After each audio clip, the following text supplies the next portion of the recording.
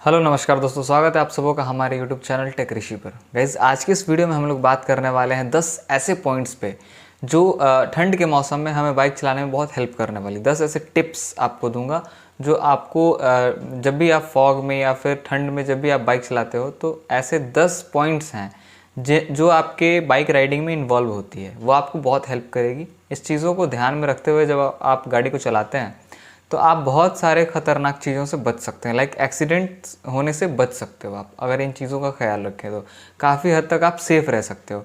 तो ये 10 टिप्स हैं जो आपको सेफ़ राइडिंग करने के लिए। हमारा जो पहला पॉइंट है वो है टेल लाइट, हज़ार्ड लाइट और जो ब्रेक लाइट है ये। अब इसका क्या मतलब है कि टेल लाइट जो पीछे वाली लाइट होती है हमारी रेड कलर की वो, और ब्रेक लाइट में मतलब ये होता है कि जब भी आप ब्रेक प्रेस करते हो तब वो जो टेल लाइट है वो थोड़ा ज़्यादा रोशनी देती है। ठीक है, अब वैसे नॉर्मली जब आप ब्रेक छोड़ के रखते हो तो नॉर्मल फ्रिक्वेंसी पे उसकी जो लाइट है वो जल रही होती है ये। और जो हज़ार्ड लाइट मैंने बोला, हज़ार्ड लाइट मतलब ये होता है कि जब भी आप हज़ार्ड लाइट ऑन कर देते हो तो आपके जो चारों इंडिकेटर्स हैं, लेफ्ट राइट आगे पीछे जो भी चारों इंडिकेटर्स हैं वो चारों ब्लिंक्स करते हैं। ठीक है, तो अगर बहुत ज़्यादा कोहरा है, बहुत ज़्यादा फॉग है तो उसमें वो जो हज़ार्ड लाइट है आपका काफ़ी हेल्प करता है। अभी जो टेल लाइट है और ब्रेक लाइट है इसका क्या मतलब है कि आप क्या होता है ना कि एक सेफ डिस्टेंस मेंटेन करके चल रहे हो ठंड में। सपोज 40 के स्पीड में आप चल रहे हो तो आपके पीछे भी एक गाड़ी है जो 40 के स्पीड में चल रही है। ठीक है, तो पीछे वाली जो गाड़ी आपसे डिस्टेंस मेंटेन कर रही है वो आपके टेल लाइट को देख के ही चल रही होती है। ठीक है, आप किसी भी गाड़ी के पीछे चल रहे होते हो तो आप चाहे 4 व्हीलर है, वो लाइट मोटर व्हीकल है या फिर हेवी मोटर व्हीकल है, तो आप उसके पीछे जो टेल लाइट है उसको देख के ही चल रहे होते हैं। आप हो चाहे कोई भी राइडर हो, इसी चीज़ को अंदाज करके चलता है। तो अगर वो ब्रेक लगाता है तो वो जो टेल लाइट है वो उसकी जो फ्रीक्वेंसी है वो ज़्यादा तेज़ होती है, उसकी रोशनी बढ़ जाती है, तो हमें लगता है ऐसा है कि उसने ब्रेक अप्लाई किया है। तो उस हिसाब से हम भी ब्रेक अप्लाई करते हैं और इस वजह से जो हमारा डिस्टेंस है वो मेंटेन्ड रहता है। ठीक है, तो अभी इस वजह से आपका टेल लाइट और ब्रेक लाइट बिल्कुल प्रॉपर वर्क करना चाहिए। अगर नहीं वर्क करता है तो आप उसको चेक करवाएं और ठीक करवाएं। ठीक है, और हज़ार्ड लाइट का भी आपको मैंने काम बता दिया। हज़ार्ड लाइट एक्चुअली इमरजेंसी में जलाया जाता है। ठीक है, कि उसका मतलब ये होता है कि या तो गाड़ी ख़राब है या फिर आपको तेज़, अगर आप चल रहे हो हाईवे पे सबसे तेज़ आपको निकलना है, सबसे ओवरटेक करते हुए निकलना है, आप अगर किसी इमरजेंसी में हो तो आप हज़ार्ड लाइट ऑन कर सकते हो। तो जो ठंड का मौसम होता है विजिबिलिटी काफ़ी कम हो जाती है, तो उसमें आप हज़ार्ड लाइट ऑन कर सकते हैं। उसके बाद यहाँ पे जो हमारा दूसरा पॉइंट है वो है मेंटेन डिस्टेंस। ठीक है, सेफ डिस्टेंस मेंटेन करके चलें। ठंड में क्या होता है ना कि सभी एक दूसरे का अंदाज करके ही चलते हैं क्योंकि विजिबिलिटी बहुत ज़्यादा कम हो जाती है। तो सभी जितने भी राइडर्स होते हैं, 4 व्हीलर है या फिर 2 व्हीलर है, 3 व्हीलर है, सभी डिस्टेंस मेंटेन करके चलती है। आगे कोई अगर ट्रक चल रहा है तो आप उससे 10 मीटर, 20 मीटर, 100 मीटर की डिस्टेंस में, मैंने एक एग्जांपल बोला 10 मीटर 20 मीटर, वैसे तो आपको एटलीस्ट 100 मीटर का डिस्टेंस मेंटेन करके चलना चाहिए।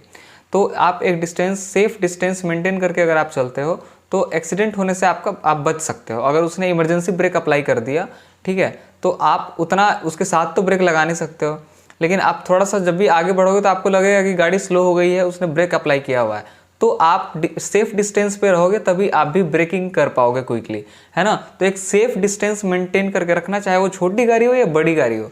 हमेशा बड़ी गाड़ियों पे लिखा हुआ रहता है कि long vehicle please maintain safe distance. तो ये सिर्फ सेफ डिस्टेंस जो मेंटेन करने का सिस्टम है ये सिर्फ लॉन्ग व्हीकल्स में नहीं, ये छोटे व्हीकल्स में भी उतना ही लागू होता है। तो जितनी भी गाड़ियाँ आपके आस पास हैं। अच्छा, दूसरी बात यह है कि लोग सामने वाले व्हीकल से सेफ डिस्टेंस मेंटेन करके रखते हैं, लेकिन वो ये ख्याल नहीं रखते कि पीछे भी हमारा व्हीकल है, एक कोई व्हीकल होगा जिससे हम डिस्टेंस मेंटेन करें, है ना। तो अगर कोई व्हीकल ऐसा है जो आपके पीछे बिल्कुल चिपक के चल रहा है ना, वो मात्र 20 मीटर की डिस्टेंस पे चल रहा है, तो आपको इस बातों का ख्याल रखना है कि हमें इमरजेंसी ब्रेक अप्लाई नहीं करना है। ऐसा सिचुएशन में हम नहीं आए कि हमें इमरजेंसी ब्रेक अप्लाई करना पड़े और वो पीछे से आके आपको ठोक दे, है ना। तो इस चीज़ों का भी ख्याल रखना है। तो इसलिए सेफ डिस्टेंस मेंटेन करना है तो आगे और पीछे दोनों चीज़ों का ख्याल रखना है कि हमारे आगे भी व्हीकल है और पीछे भी व्हीकल है या नहीं है। अब जो हमारा तीसरा टिप है वो ये है कि आप जो हेलमेट पहनते हो उसका जो वाइज़र है वो बिल्कुल क्लीन होना चाहिए। ठीक है, उसमें एक एंटी फॉग लेंस भी आता है, एक फिल्म आता है जो आप लगा सकते हो।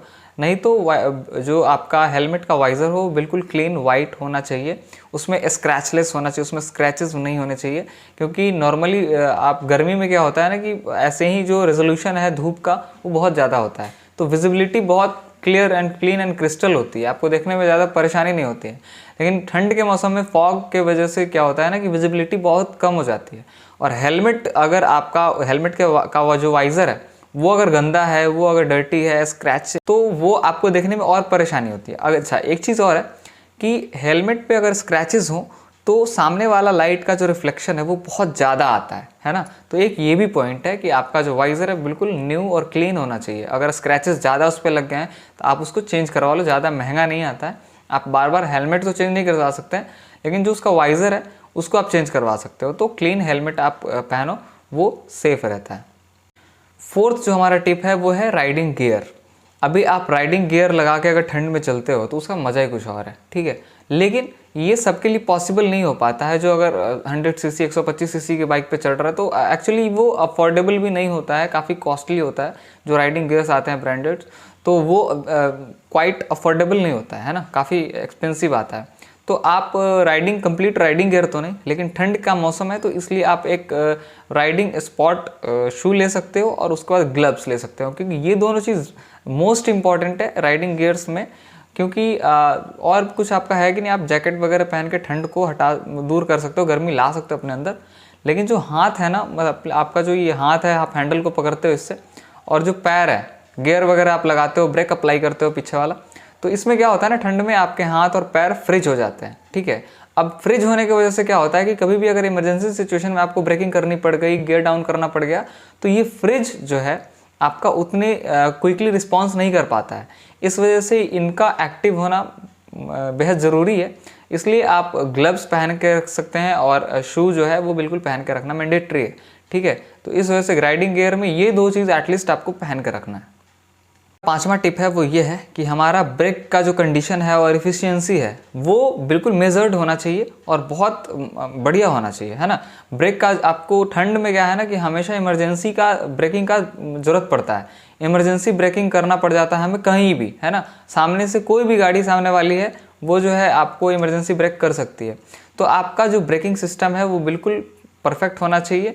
अगर ठीक नहीं है, टाइम पे नहीं लग रहा है, उसकी एफिशिएंसी ठीक नहीं है, तो आप उसको ठीक करवा लें, है ना। क्योंकि जब भी आप इमरजेंसी ब्रेकिंग करते हो, अगर वो टाइम पे रिस्पॉन्स नहीं करती है तो आप सामने वाली गाड़ी में टच कर सकते हैं। तो उससे बचने के लिए आपको ब्रेकिंग आपकी अच्छी होनी चाहिए गाड़ी में, और आपका ब्रेकिंग टेक्निक्स जो है वो भी अच्छा होना चाहिए। अगर आपको ब्रेकिंग टेक्निक्स नहीं आती है तो नेक्स्ट आप कमेंट करना, ब्रेकिंग टेक्निक्स पे मैं नेक्स्ट वीडियो लाऊंगा कि हमें किस तरीके से ब्रेकिंग करनी है कि हमारी गाड़ी जल्दी रुक जाए और जो व्हील है वो स्किड भी ना करे। अभी आप ये मैं थोड़ा सा ये बता दे रहा हूँ कि अगर आप जो है आपको ब्रेकिंग नहीं आती अच्छे से, कोई भी ब्रेकिंग करते टाइम कोई भी व्हील अगर स्किड करता है तो बहुत ज़्यादा चांस होता है आपके एक्सीडेंट होने का और गाड़ी ठीक टाइम पे नहीं रुकने का, है ना। बहुत ज़्यादा चांस होता है। तो इस वजह से आपको परफेक्ट ब्रेकिंग आनी चाहिए।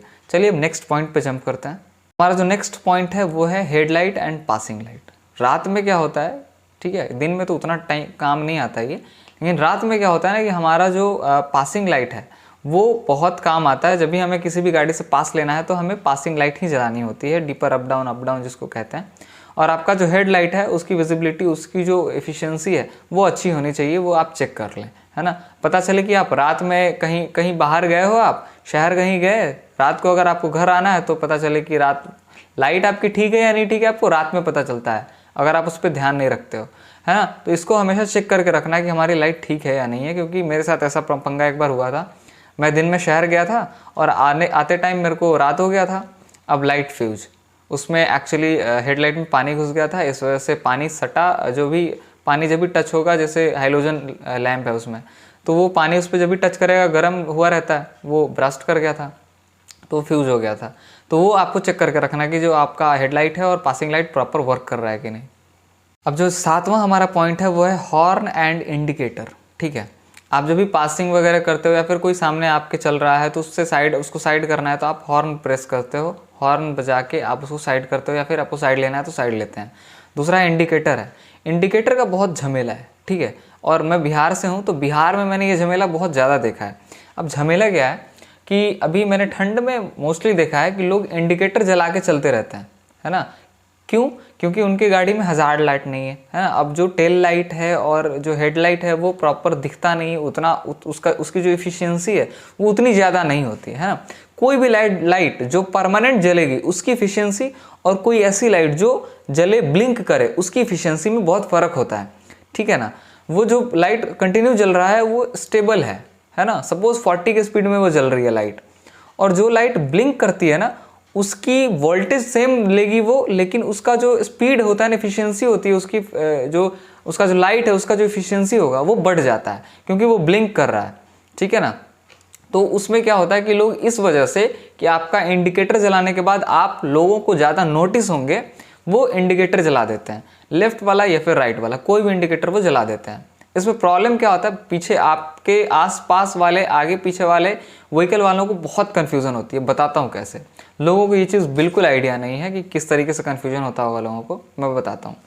सपोज़ आपको 2 किलोमीटर आगे जो है राइट टर्न लेना है, आप जा रहे हो, आपको राइट टर्न लेना है 2 किलोमीटर आगे, आपने पहले से राइट वाला इंडिकेटर दिया हुआ है, ठीक है ना। आप जा रहे हो, जिस टाइम आपको मुड़ने का टाइम आया आपने तो सोचा कि भाई हेलो, मैंने तो राइट वाला इंडिकेटर दे ही रखा है, मुझे तो और कुछ करने की ज़रूरत नहीं है, आप राइट मुड़ा देते हो। आपका जो डेस्टिनेशन है, जिस रास्ते में जाना है आपको, आप राइट टर्न ले लेते हो। इत्तेफाक से उस टाइम पीछे से गाड़ी आ रही होती है और आपको उड़ा देती है ना। तो इस टाइप से गलती हो सकती है, ठीक है, मिसकंसेप्शन हो सकता है और मिसअंडरस्टैंडिंग हो सकती है आपकी और सामने वाले गाड़ी, पीछे वाले गाड़ी के साथ, तो आपका एक्सीडेंट हो सकता है।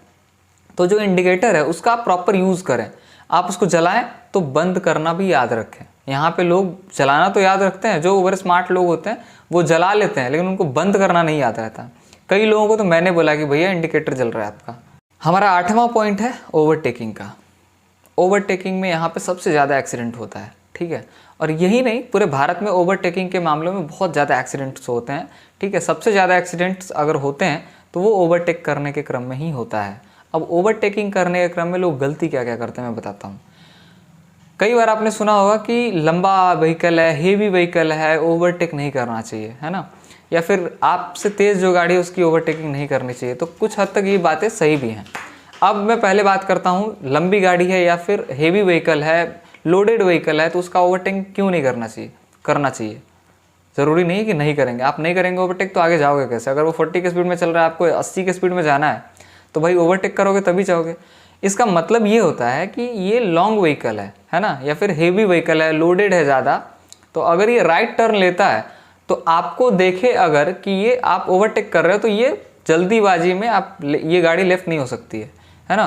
तो आपको ओवरटेक करना है, नहीं करना है, ये कुछ गलत काम नहीं है। ओवरटेक करना है ओवरटेक, लेकिन आपको सिचुएशन टाइम को समझते हुए ओवरटेक करना है, ठीक है।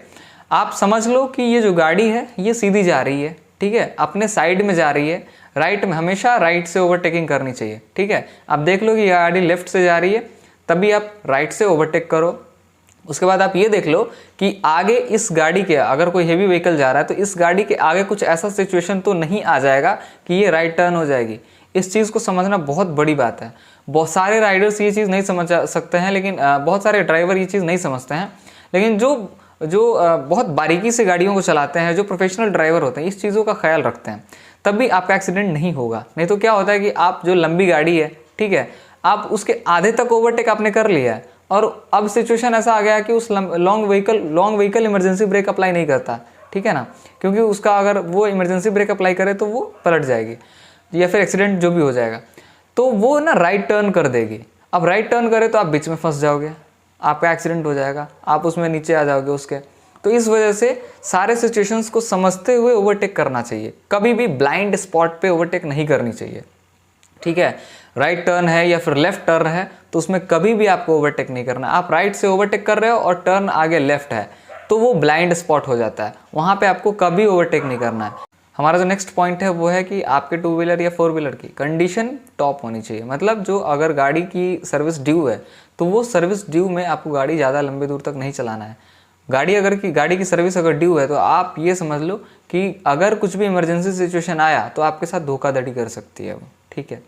आप उसको टाइम पे अगर सर्विस नहीं करते हो तो जाहिर सी बात है कहीं भी धोखा दे सकती है, आपका कहीं भी एक्सीडेंट हो सकता है, कभी भी ब्रेक फेल हो सकता है, गियर फंस सकता है। और मैं बताता हूँ, गियर अगर फंसती है तो वो एक्सीडेंट का बहुत बड़ा कारण होती है। कई बार गियर फंसने के क्रम में आपको लगाना है 2 नंबर, आपने लगा रखा है 4 नंबर, है ना, आपने डाउन किया, डाउन नहीं हुआ, आपको लगा कि डाउन हो गया। तो ये ऐसा केस कई बार कई लोगों के साथ हुआ है और स्पॉट डेथ होते हुए मैंने देखा है।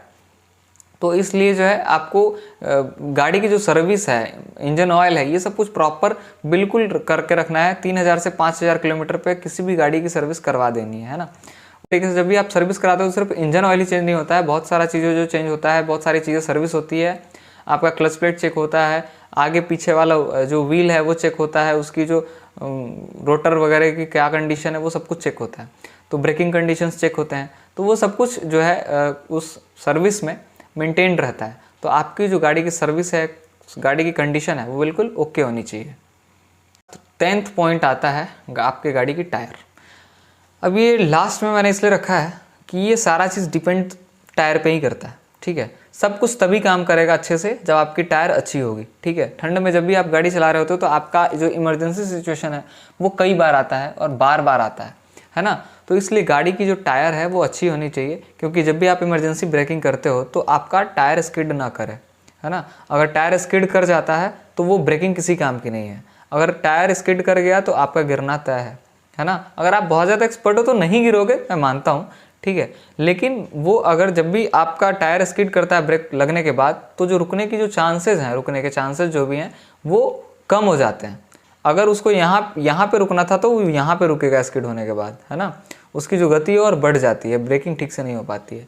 तो इसलिए जो टायर की कंडीशन है वो अच्छे होने चाहिए, घिसे हुए टायर नहीं होने चाहिए ज़्यादा ठंड में, और आपको ख्याल रखना है गाड़ी का बहुत ज़्यादा। ठीक है, तो ये सारे 10 पॉइंट्स हैं जो आपको दिमाग में रखना है, और इन सब चीज़ों पे ध्यान रख के अगर आप गाड़ी चलाते हो तो एक्सीडेंट के चांसेस जो है वो बहुत कम हो जाते हैं। ठीक है, तो टेक केयर, इन सब बातों का ख्याल रख के गाड़ी चलाना। बाय बाय, नमस्कार दोस्तों, और नेक्स्ट वीडियो में जल्द मिलेंगे। थैंक यू सो मच यहाँ तक वीडियो को देखने के लिए।